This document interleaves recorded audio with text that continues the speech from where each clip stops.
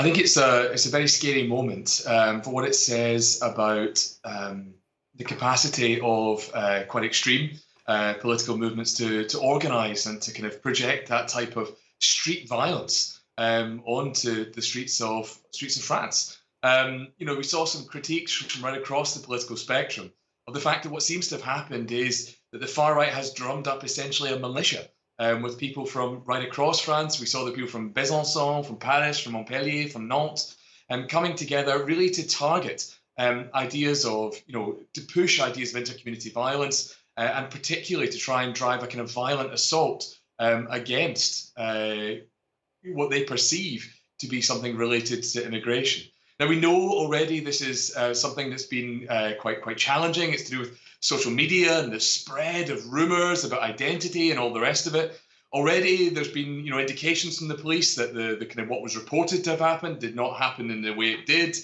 It really is an ongoing police investigation. And of course, the idea of any kind of political violence on the streets does not help with the resolution of that crime.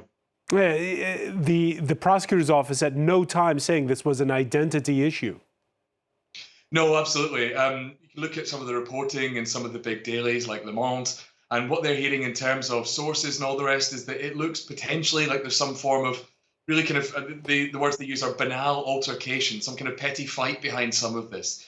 Now, the difficulty is, of course, the identity of the people involved, that, it's seen as being a clash of communities between somebody that is a kind of rugby man, a young kind of figure tied to French identity, and then other people cast as being somehow anti-French. And I think that's where the real danger of this lies. Looking back to that kind of language that's being deployed in the streets by those masked figures you saw protesting with flares, this sounds like the language of the 1930s. It sounds like the language of real kind of identitarian violence, a political violence on the streets. Yeah, because and that's really where it comes from. Yeah, because you had the violence of the weekend, and then you have the political rhetoric of Monday morning. Let's listen to the leader of Marine Le Pen's party speaking on breakfast television.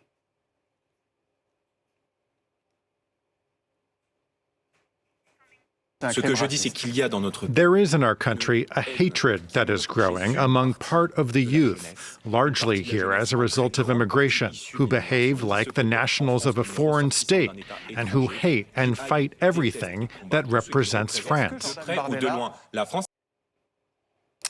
Your reaction to that, Andrew Smith? I think it's obviously extremely divisive. I think it's the type of language which is poisonous for debate in France. And it's one of the clear problems when a party like the Rassemblement National is able to contribute to mainstream political debate.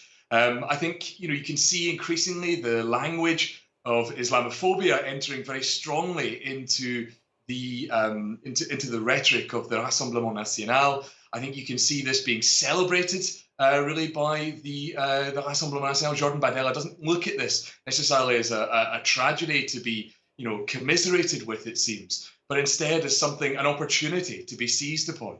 We saw Marine Le Pen, of course, joining the march against anti-Semitism.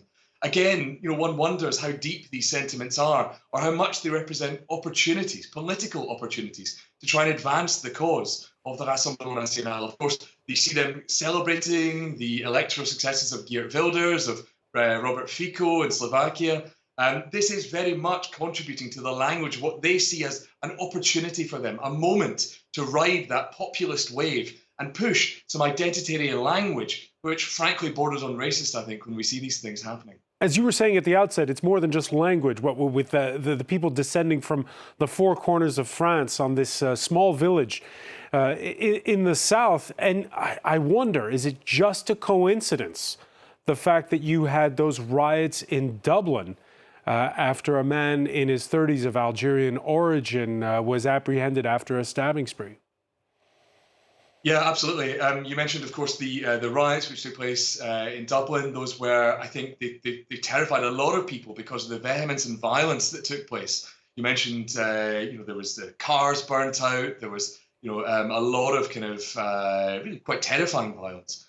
And it seems very quickly that this is about networks of extreme far right groups, kind of street groups, both organised in political parties and beyond that, mobilizing very quickly through social media networks in order to seize upon moments when they feel they can voice their anger, when they might be able to seize the news agenda and seek to actually broadcast what they're trying to do. I think this is what we're seeing is becoming something of a strategy, really. And I think this is really quite important. We can see connections to the US, we can see connections to that type of identitarian politics. And this becomes about the spread of a certain type of street politics, which can be, I think, something which is, again, linking us back to those quite terrifying moments in the 1930s. That incremental drift towards radical politics really occurs against the background of perceived institutional decay, as well as political radicalization, taking place in these closed echo chambers of social media. What happens is we get these moments, these explosions, in which that can be mobilized and targeted against distinct groups of society. The moments where these flare-ups happen really can be capitalized on by politicians. Of course, you mentioned Bardella there, and we can see other people as well who are perhaps not being as responsible as they might. Eric Ciotti, of course, the president of the Les Républicains, refused really to condemn the violence in that same way, instead taking it back to the original crime. And just on this point, because we're out of time, Andrew, we just saw images there. It's the government spokesperson who went this Monday to that village to be with the families. Should it have been the Interior Minister, the Prime Minister, the President? I think there's a good argument for the fact it could have been. Of course, we know the immigration bill is coming up for debate. We know that is active in terms of moving into the Assembly. The government is trying to keep together a fragile minority while the centre-right flirts with the extreme right in terms of trying to drive these very divisive issues of inter-community politics. A dangerous time for France, and I think the president could do well to speak out and put aside the fragile politics of reform that he's trying to push through the Assembly in favour of a project to help, really intervene in French politics in a positive sense, in the heart of this tragedy. Andrew